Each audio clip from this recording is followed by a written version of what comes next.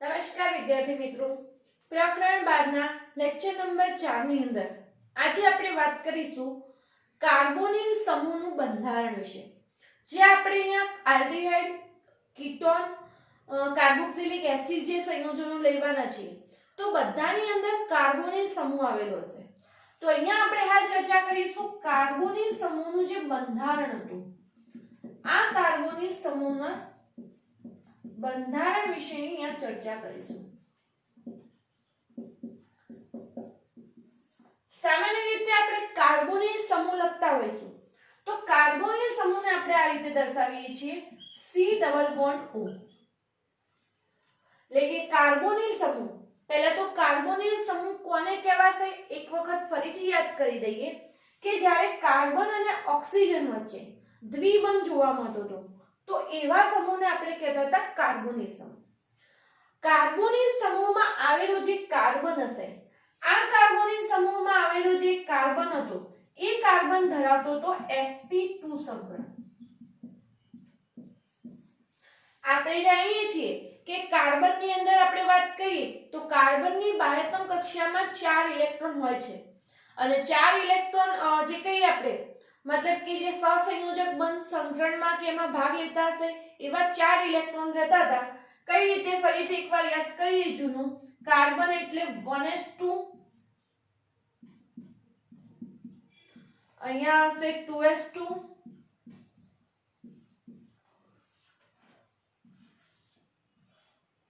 અને 2p2. આ રીતે ઇલેક્ટ્રોન આવેલા હોય છે. કાર્બનની અંદર ઉત્તેજિત અવસ્થાની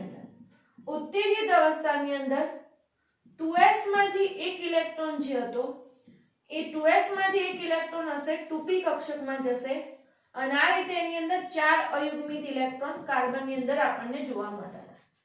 હવે જે આ કાર્બોનિલ સમૂહ હશે એની અંદર જો આપણે વાત કરીએ તો જે sp2 સંકરણ જોવા મળતું હતું એની વાત કરીએ તો sp2 સંકરણ જોવા મળશે એ વખતે એક s અને 2p કક્ષકો આ બે ભેગી થશે અને નવી 3 sp2 સંકૃત કક્ષક બનાવશે અને અહીંયાથી એક p કક્ષક હશે એ બાકી રહેશે સંકરણમાં ભાગ લીધા સિવાય. અહીંયા જે સંકરણમાં ભાગ લીધા સિવાયની જે કક્ષક બાકી રહેશે એ ઓક્સિજન જોડે ઓક્સિજનની પણ આ પ્રકારની p કક્ષક હશે એ બાકી હશે તો એના જોડે પાય બંધ બનાવતી હશે અને એ પાય બંધ એટલે ડબલ બોન્ડમાંનો આપણે જે બંધ કહેતા હોય છે એક સિગ્મા બંધ હોય છે અને એક પાય બંધ હોય છે. કાર્બોનિલ સમૂહ હશે તેની અંદર ટોટલ 3 સિગ્મા બંધ જોવા મળતા હતા. એટલે અહીંયા કાર્બન જોડે હવે દાખલા તરીકે આપણે ઉદાહરણ સમજીએ. ફોર્માલ્ડિહાઇડનું ઉદાહરણ હોય તો આપણે આ રીતે લખીશું SCHO. તો કાર્બન અને ઓક્સિજન વચ્ચે એક સિગ્મા બંધ હશે અને એક પાય બંધ. કાર્બન અને હાઇડ્રોજન વચ્ચે સિગ્મા બંધ, કાર્બન અને હાઇડ્રોજન વચ્ચે બંધ. એટલે કાર્બોનિલ સમૂહની અંદર ટોટલ 3 સિગ્મા બંધ અને એક કયો બંધ હાજર હશે, પાય બંધ હાજર હશે. અને આ વસ્તુ ખાસ ધ્યાનમાં રાખવા જેવી. 3 સિગ્મા બંધ હશે, એક પાય બંધ હશે અને sp2 સંકરણ થતું હતું એટલે 120 ડિગ્રીના ખૂણે ગોઠવાશે. 120 ડિગ્રીના ખૂણે આપણે સમતલીય ત્રિકોણ આકારે અહીંયા કક્ષકો ગોઠવાતી હશે. આ જ વસ્તુ જો એસિટાલ્ડિહાઇડ હોય, તો અહીંયા આપણે દાખલા તરીકે CH3 CHO હશે. તો અહીંયા કાર્બન કાર્બન વચ્ચે સિગ્મા બંધ, કાર્બન હાઇડ્રોજન વચ્ચે, કાર્બન ઓક્સિજન વચ્ચે અને કાર્બન ઓક્સિજન વચ્ચે એક જોવા મળતો હતો પાય બંધ જોવા મળતો હતો. અહીંયા આ રીતે આપણે જ્યારે કાર્બનની કક્ષકો sp2 સંકૃત કક્ષકોથી બતાવેલી હોય દાખલા તરીકે ફોર્માલ્ડિહાઇડમાં સમજાવીએ તો કાર્બનની 3 સંયોજકતા એક હાઇડ્રોજન જોડે અહીંયા સિગ્મા બંધ બનાવશે, બીજો અહીંયા હાઇડ્રોજન જોડે સિગ્મા બંધ અને ત્રીજો કાર્બનની ઓક્સિજન જોડેની એક કક્ષક હશે સિગ્મા બંધ. પણ આવી ઓક્સિજનની એક સંકરણમાં ભાગ લીધેલી p કક્ષક ન લેતી હોય એવી અને કાર્બનની ભાગ ન લેતી p કક્ષકો એકબીજાથી બંધ ધરીથી આપણે કહીએ દૂર જઈ અને પાય બંધનું નિર્માણ કરશે. એટલે આ રીતે એમાં જે સિગ્મા અને પાય બંધની જે ગણતરીઓ હતી એ ખાસ સમજવા જેવી. બીજી વાત કરીએ તો C ડબલ બોન્ડ O સમૂહ જે હશે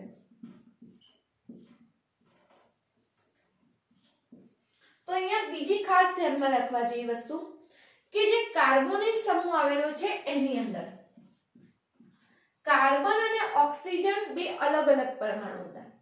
કાર્બન અને ઓક્સિજન બે અલગ અલગ પરમાણુ છે એની અંદર જો વાત કરીએ તો કાર્બન અને ઓક્સિજનની અંદર ઓક્સિજનની વિદ્યુત ઋણતા વધુ હતી. તો ઓક્સિજનની વિદ્યુત ઋણતા વધુ હતી તો જે પાઈ બંધનું ઇલેક્ટ્રોન યુગ્મ હશે એ ઓક્સિજન તરફ વધુ ખસેલું રહેશે. એટલે ઓક્સિજન ઉપર માઈનસ ચાર્જ, કાર્બન ઉપર પ્લસ ચાર્જ જોવા મળતો હતો. એટલે અહીંયા ઓક્સિજનની વિદ્યુત ઋણતા વધુ હોવાના કારણે બંધનું ઇલેક્ટ્રોન યુગ્મ હતું ઓક્સિજન તરફ ખસેલું રહેતું. અને ઓક્સિજન તરફ ખસેલું રહે એટલે અહીંયા માઈનસ, આમ જોવા જઈએ તો આંશિક ઋણ વીજભાર માઈનસ ડેલ્ટા અને કાર્બન ઉપર પ્લસ ડેલ્ટા પ્લસ ચાર્જ ઉત્પન્ન થતો. એટલે બીજા શબ્દોમાં કેવો હતો, જે સી ડબલ બોન્ડ બંધ ઓ હતો આ બંધ કેવો બનશે, ધ્રુવીય બનતો હતો. ધ્રુવીય બંધમાં પાછળનું કારણ કે આની અંદર આંશિક ઋણ અને આંશિક ધન વીજભાર વિદ્યુત ઋણતામાં તફાવત હોવાના કારણે આ પ્રકારનો અહીંયા વીજભાર જોવા મળતો હતો. આના કારણે કહી શકાય કે અહીંયા બંધ હશે ધ્રુવીય બનતો હતો. અને એના કારણે જો કહીએ તો આની અંદર જે આવેલો જે કાર્બન હશે લુઈસ એસિડ તરીકે અને ઓક્સિજન હશે લુઈસ બેઝ તરીકે કાર્બોનિલ સમૂહમાં વધશે. જે કાર્બન હશે ઇલેક્ટ્રોન અનુરાગી પ્રક્રિયક તરીકે અને ઓક્સિજન હશે કેન્દ્ર અનુરાગી પ્રક્રિયક તરીકે. એટલે આ ઇલેક્ટ્રોન અનુરાગી પ્રક્રિયક બને, કારણ કે ધન વીજભાર હશે એટલે ઇલેક્ટ્રોનનું આકર્ષણ હશે. ઓક્સિજન ઉપર ઋણ વીજભાર હશે એટલે કેન્દ્ર અનુરાગી, કારણ કે ઋણ વીજભારને કોનું આકર્ષણ હોય, ધન વીજભારનું. ધન વીજભાર કઈ જગ્યાએ આવેલો હશે, કેન્દ્રમાં, એટલે કેન્દ્ર અનુરાગી કહેવાયું. એટલે અહીંયા carbon Louis acid, oxygen Louis base બનશે અને કેન્દ્ર અનુરાગી બનશે. અહીંયા જે ધ્રુવીયતા ઉત્પન્ન થતી હતી આ ધ્રુવીયતા હતી જે ઇથર સંયોજનો હતા. ઇથર સંયોજનો કરતા ધ્રુવીયતાનું મૂલ્ય ઓછું જોવા મળતું હતું. ઇથર સંયોજનોની ધ્રુવીયતા પ્રમાણમાં ઓછી હશે અને અહીંયા કાર્બોનિલ સંયોજનોમાં ધ્રુવીયતા પ્રમાણમાં ઇથર કરતા વધુ જોવા મળતી હતી. તો આ જોઈએ આપણે એના સમૂહના બંધારણ વિશે. અહીંયા ખાસ સિગ્મા 1, ઇલેક્ટ્રોન અનુરાગી કયો પ્રક્રિયક, કેન્દ્ર અનુરાગી કયો પ્રક્રિયક કયો, એ રીતના એમસીક્યુ માટે આ ટોપિક ધ્યાનમાં લેવાનો છે.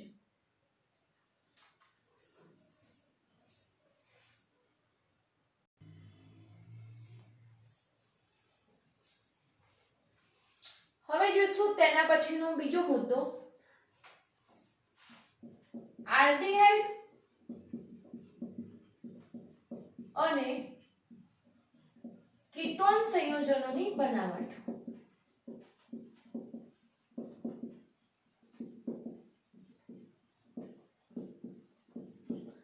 આલ્ડીહાઇડ અને કીટોન સંયોજનોની જે બનાવટ હતી, આપણે જે અગાઉના ચેપ્ટરની અંદર આલ્કોહોલની રાસાયણિક પ્રક્રિયાઓ ભણી ગયા એની અંદરની જ સમાવિષ્ટ પ્રક્રિયાઓ.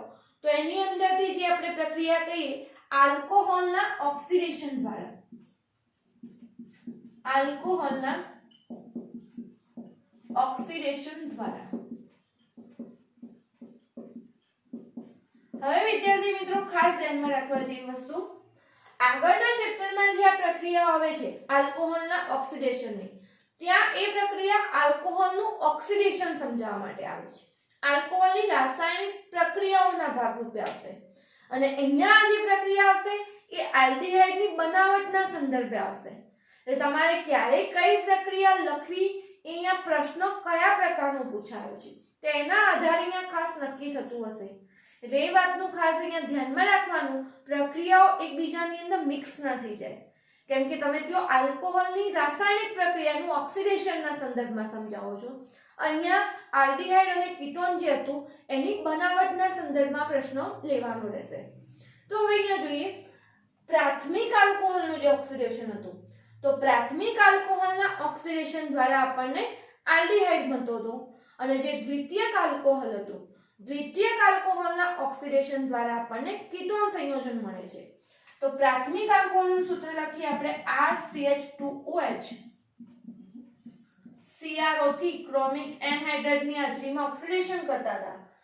ઓક્સિડેશન એટલે અહીંયાથી હાઇડ્રોજનનો અણુ દૂર થતો હતો અને આપણને અણુ મળતો હતો RCHO. અહીંયા RCHO ગ્રુપ બાકી રહેતું હતું અને આ રીતે આપણે આલ્ડીહાઇડ સંયોજન બનાવી શકતા હતા. દાખલા તરીકે ઉદાહરણ લઈએ CH3 CH2 CH2OH અને CrO3 જોડે પ્રક્રિયા કરી હોય તો આગળની બધી જ વસ્તુ આ તમારે કેવું હોય તો પ્રોપેન 1 ઓલ કહી શકાય આને. અને હવે CrO3 ક્રોમિક એનહાઇડ્રેટ સાથે જ્યારે પ્રક્રિયા કરતા હતા અહીંયાથી H2 નો અણુ દૂર થાય એટલે CH2OH હતું આખું શેમાં ફેરવાઈ જાય CHO. તો આગળની આ બધી વસ્તુ હતી એની એ જ રહેશે જે CH2OH હતું આ શેમાં ફેરવાશે CHO અને તમે આલ્ડીહાઇડ કહીએ પ્રોપેનાલ બનાવી શકતા હતા. એટલે કેટલું યાદ રાખવાનું કે પ્રાથમિક આલ્કોહોલ હશે એનું ઓક્સિડેશન થવાથી શું મળતું હતું આલ્ડીહાઇડ. પણ જો દ્વિતીયક આલ્કોહોલ લીધો હોય અને એનું ઓક્સિડેશન થશે તો આપણને શું મળશે કીટોન સંયોજન મળતું. ઉદાહરણ જોઈએ એની અંદર દાખલા તરીકે દ્વિતીયક આલ્કોહોલનું ઉદાહરણ કહીએ RCHOH R' વાળો કાર્બન આજુબાજુ બે કાર્બન સાથે જોડાયેલો એટલે એને કહેવામાં આવતું હતું દ્વિતીયક આલ્કોહોલ. અને અહીંયા આપણે ક્રોમિયમ ટ્રાયોક્સાઇડ કહીએ તો ક્રોમિક એનહાઇડ્રેટ સંયોજન કહીએ. તો આ ક્રોમિક એનહાઇડ્રેટ સાથે ઘણીવાર PCC સાથેની પ્રક્રિયા પણ અહીંયા આવશે. તો અહીંયા પણ H2 નો અણુ દૂર થતો હતો. H2 નો અણુ દૂર થશે એટલે એક H અહીંયાથી દૂર થતો એક H અહીંયાથી દૂર થતો તો આપણને મળતું નિપજમાં R C double bond O R' તમને કીટોન નિપજ મળતી હતી. એટલે કે દ્વિતીયક આલ્કોહોલનું ઓક્સિડેશન થવાથી આ પણ ઓક્સિડેશનની પ્રક્રિયા છે આ પણ અહીંયા ઓક્સિડેશનની કારણ કે H2 નો અણુ અહીંયા દૂર થાય છે. H2 નો અણુ દૂર થવો એટલે આપણે પ્રક્રિયા કહીએ છીએ ઓક્સિડેશનની. ઉદાહરણ જોઈએ આનું CH3 CHOH CH3 CrO3 સાથે પ્રક્રિયા પ્રોપેન 2 ઓલ કહેવાશે. બીજા નંબરના કાર્બને OH એટલે પ્રોપેન 2 ઓલ. CrO3 સાથે ઓક્સિડેશન કરીશું અહીંયાથી એક H દૂર થશે એક H આટલેથી તો CH3 C double bond O CH3 propanone તો કહીએ પ્રોપેન 2 ઓન. દ્વિતીયક આલ્કોહોલના ઓક્સિડેશન દ્વારા કીટોન નિપજ મળતી હતી આપણને. એટલે આ વસ્તુ અહીંયા ધ્યાનમાં રાખવી અને પ્રક્રિયાઓ લખી દેવી. ઉદાહરણ પણ અહીંયા ખાસ લખવા જોડે જેથી તમે સામાન્ય પ્રક્રિયા જે આપેલી છે તેને બરાબર રીતે સમજી શકશો.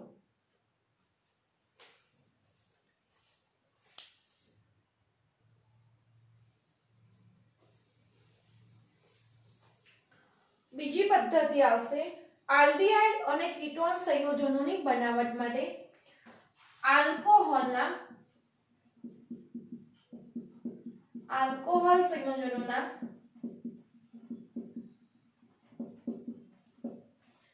વિહાઇડ્રોજનીકરણ દ્વારા.